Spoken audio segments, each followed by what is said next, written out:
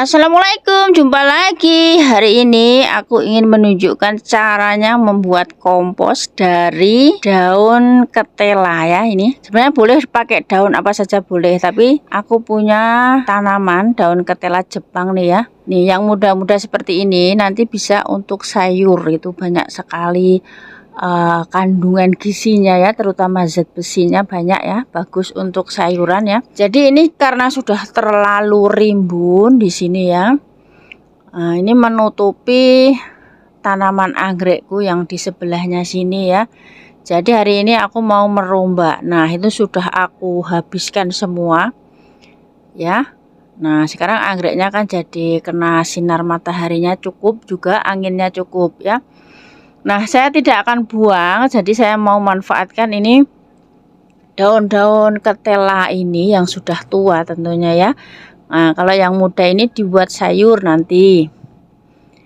Tuh, banyak banget itu ya.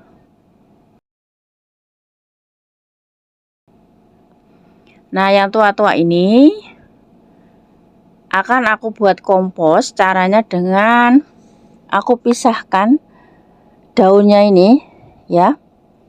Saya cukup ambil daun-daunnya saja, jadi untuk tangkai daun sama batangnya akan saya buang karena proses pembuatan komposnya itu lebih cepat kalau daunnya saja ya.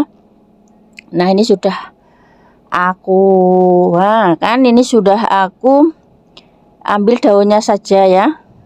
Tuh, ambil daunnya saja, kemudian batang sama tangkai-tangkainya itu semua. Ini bisa ditanam lagi kalau punya tempat ya, tapi aku sudah punya banyak, jadi nanti cuman aku buang saja ya. Jadi kompos juga nanti, tapi di kebun aja ya. Nah, ini siapkan tanah seperti ini, tanah habis bongkaran ganti media itu ya, boleh, atau tanah kebun boleh ya. Kemudian siapkan sak seperti ini, atau apa ya namanya, bagor atau apa ya, pokoknya wadah seperti ini. Kemudian nah, maaf sekali ini videonya kok tiba-tiba sampai ke sini. Jadi ada video yang waktu menaruhnya di wadah ini sebenarnya paling bawah itu tanah, kemudian atasnya daun ketela, kemudian dilapisi tanah lagi, kemudian daun lagi, begitu ya, berselang-seling sampai yang paling atasnya itu tanah lagi.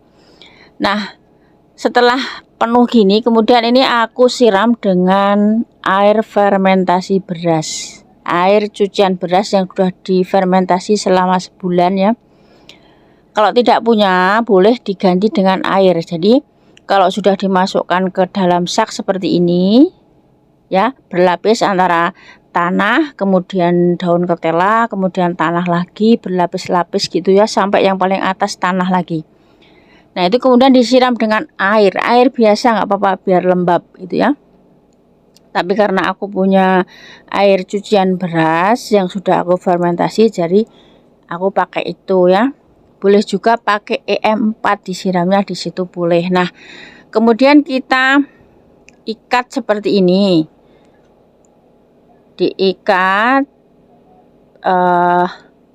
pokoknya dibikin lembab, kemudian kita taruh di tempat teduh.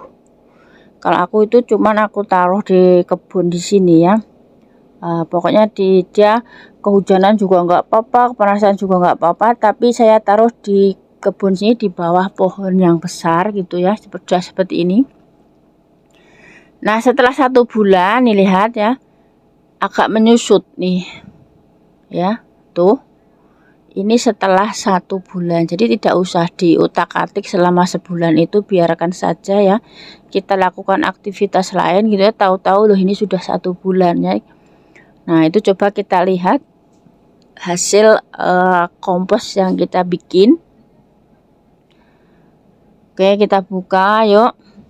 Tadi kan lapis antara lapisan ini tanah, daun ketela, kemudian tanah lagi gitu, berlapis-lapis terus ya.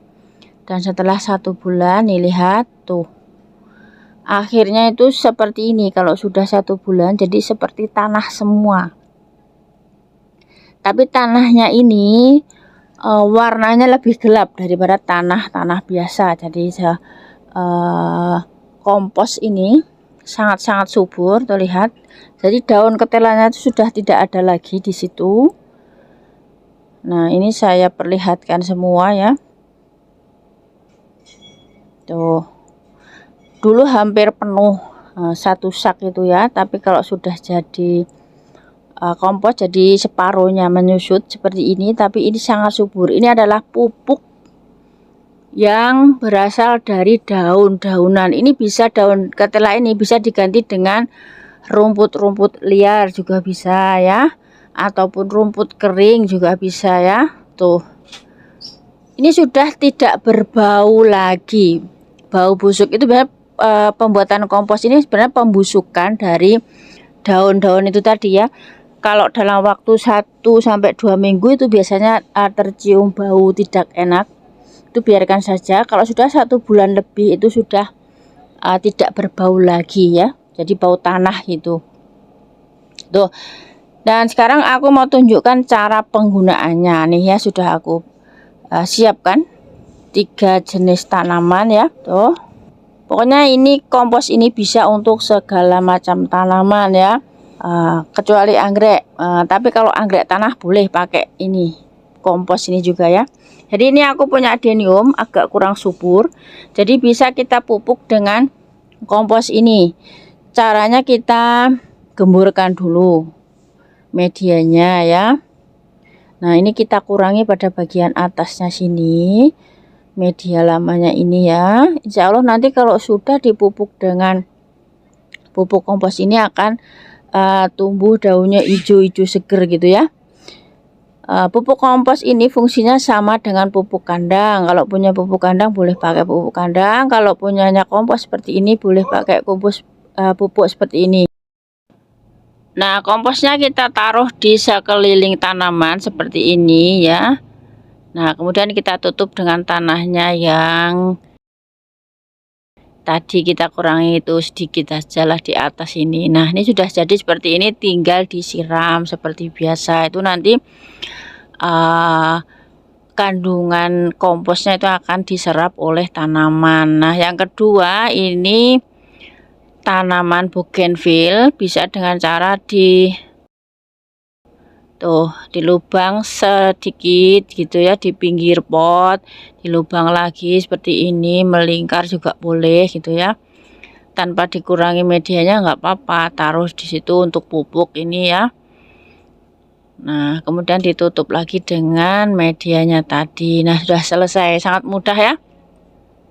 Jadi untuk berbagai macam tanaman bisa juga kita buat sebagai campuran media tuh. Ini saya mau bikinkan, kalau kita mau bikin campuran media dengan menggunakan kompos ini. Nah, ini sudah aku siapkan arang sekam 1 pot. Nah, kemudian ada kokopit setengah pot itu kalau ada, kalau nggak ada juga nggak apa-apa. Terus tambahkan komposnya ini 1 pot dulu. Nah, kemudian kita aduk, kita lihatlah kalau kita bikin campuran itu, setelah kita aduk kita lihat apakah ini terlalu poros atau kurang poros atau kok kurang ininya gitu ya. Nah, ini setelah saya campur seperti ini ternyata kurang ya, masih terlalu banyak arang sekamnya, jadi saya tambahkan 1 pot lagi komposnya tuh. Jadi komposnya 2 pot, arang sekam 1 pot, dan kokopitnya setengah. Nah, ini sudah jadi seperti ini. Ini bisa kita gunakan untuk media tanam. Nih, ini kan potnya medianya berkurang tuh ya, dulu penuh tapi kan lama-lama kadang ada yang hilang seperti ini. Jadi caranya kita gemburkan dulu pada bagian atasnya, kemudian kita tambahkan campuran media yang sudah kita buat ini, yang tentu saja sangat subur karena sudah kita campur dengan kompos tadi ya. Nah, seperti ini sudah jadi tuh. Oke, jadi bisa untuk pupuk, bisa juga untuk campuran media. Nah, sisanya ini bisa kita gunakan untuk menanam sayuran, bisa misalnya cabai, sawi, selada gitu ya, atau untuk tanaman berkayu lainnya itu bisa campurannya ini. Nah, ini sangat subur, semoga teman-teman bisa lah ya. Jadi memanfaatkan baik rumput liar, mungkin kalau habis nyabutin bisa dibikin kompos seperti ini ya. Oke, sampai jumpa lagi, semoga bermanfaat. Wassalamualaikum.